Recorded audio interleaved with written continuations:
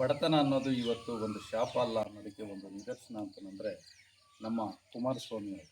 ಕುಮಾರಸ್ವಾಮಿ ಒಬ್ಬ ಬಡ ರೈತ ಬೈರೇಗೌಡರ ಮಗನಾಗಿ ಗೆದರೆಯಲ್ಲಿ ಹುಟ್ಟಿದಂಥ ಈ ಕುಮಾರಸ್ವಾಮಿ ಅವರು ಭಾರತದ ನೀಟ್ ಪರೀಕ್ಷೆಯಲ್ಲಿ ವೈದ್ಯಕೀಯ ಪರೀಕ್ಷೆಯಲ್ಲಿ ಸುಮಾರು 147ನೆಯ ಒಂದು ರ್ಯಾಂಕ್ ಪಡೆದು ನಮ್ಮ ಕರ್ನಾಟಕಕ್ಕೆ, ಕನ್ನಡ ನಾಡಿಗೆ ನಮ್ಮ ಒಂದು ಕೀರ್ತಿಯನ್ನು ತಂದಂತಹ ಕನ್ನಡದ ಕುವರ ಅಂತಂದು ನಾನು ಭಾವಿಸ್ತೀನಿ.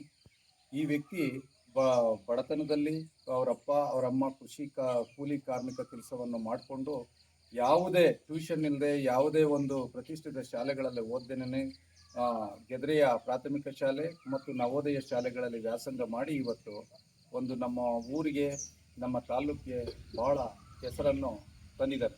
ಇದರಿಂದ ನಮಗೇನು ಸೂಚಿಸುತ್ತೆ ಅಂದರೆ, ನಮ್ಮ ವಿದ್ಯಾರ್ಥಿಗಳಿಗೆ ಇದರಿಂದ ನಮ್ಮ ನಾಡಿನ ಜನರಿಗೆ ಏನು ಸೂಚಿಸುತ್ತೆ ಅಂತಂದರೆ, ಈ ಸವಲತ್ತೇ ಅಭಿವೃದ್ಧಿಗೆ ಕಾರಣ ಅಂತ ನಾವು ಹೇಳೋಕ್ಕಾಗಲ್ಲ. ಸತತ ಅಭ್ಯಾಸ, ಪರಿಶ್ರಮ, ಏಕಾಗ್ರತೆ, ಛಲ ಬಿಡದೆ ಏನಾದರೂ ಮನುಷ್ಯ ಸಾಧಿಸಬೇಕು ಅಂತಂದ್ರೆ ಏನು ಬೇಕಾದ್ರೂ ಸಾಧಿಸಬಹುದು ಅಂತಂದು ಒಂದು ಲೈವ್ ಎಕ್ಸಾಂಪಲ್, ಒಂದು ಉದಾಹರಣೆ ಅಂದರೆ ಈ ಒಂದು ನಮ್ಮ ಕುಮಾರಸ್ವಾಮಿ. ಆದ್ದರಿಂದ ಗೌರಿಬಿದನೂರು ಕನ್ನಡ ಸಾಹಿತ್ಯ ಪರಿಷತ್ತು, ವಿಶ್ವಮಾನವ ಸಹಕಾರ ಸಂಸ್ಥೆ ಹಾಗೂ ಕೆಂಪೇಗೌಡ ಸಾಂಸ್ಕೃತಿಕ ವೇದಿಕೆಯ ಪರವಾಗಿ ನಾನು ಇವರಿಗೆ ಅಭಿನಂದಿಸ್ತೀನಿ. ಇವತ್ತು ನಮ್ಮ ನಾರಾಯಣಪ್ಪ ಸರ್ ಅವರು, ಹಾಗೆಯೇ ನಮ್ಮ ಕೇಶವರೆಡ್ಡಿ ಅವರು, ಪ್ರಸನ್ನ ಅವರು, ಅನಿಕೇತನ ಅವರು ಎಲ್ಲರೂ ಈ ಕಾರ್ಯಕ್ರಮದಲ್ಲಿ ಭಾಗವಹಿಸಿರೋದಕ್ಕೆ ಅವ್ರನ್ನೆಲ್ಲ ಅಭಿನಂದಿಸ್ತೀನಿ.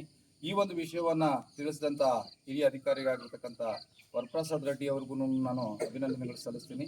ನಮ್ಮ ಗುರುಗಳು ಇವತ್ತು ಗುರುಪೂರ್ಣಿಮೆ, ನಮ್ಮ ಗುರುಗಳು ನಿರ್ಮಲಾನಂದ ಸ್ವಾಮೀಜಿ ಅವರ ಗಮನಕ್ಕೂ ಕೂಡ ತಂದು ಈ ವ್ಯಕ್ತಿಗೆ ಯಾವ ಮಟ್ಟದಲ್ಲಿ ಈ ವಿದ್ಯಾರ್ಥಿಗೆ ಅನುಕೂಲ ಮಾಡಿಕೊಡ್ಬೋದು ಅಂತ ಹೇಳ್ಬಿಟ್ಟು ಅವರ ಹತ್ರ ಚರ್ಚೆ ಮಾಡಿ ನಮ್ಮ ಕಡೆಯಿಂದ ಈತನ ಮುಂದಿನ ವ್ಯಾಸಂಗಕ್ಕೆ ನಮ್ಮ ಸ್ನೇಹಿತರು ನಾವೆಲ್ಲ ಸೇರಿ ಎಲ್ಲರೂ ಇಂಥ ಪ್ರತಿಭಾನ್ವಿತ ಕನ್ನಡ ನಾಡಿನ ಈ ಪ್ರತಿಭೆಗೆ ಎಲ್ಲ ಅವಕಾಶಗಳಿಗೆ ನಾವು ಸಹಕಾರ ಕೊಡ್ತೀವಿ ಅಂತ ಈ ಸಂದರ್ಭದಲ್ಲಿ ಹೇಳೋದಕ್ಕೆ ನಾನು ಇಷ್ಟಪಡ್ತೀನಿ. ನಮಸ್ಕಾರ.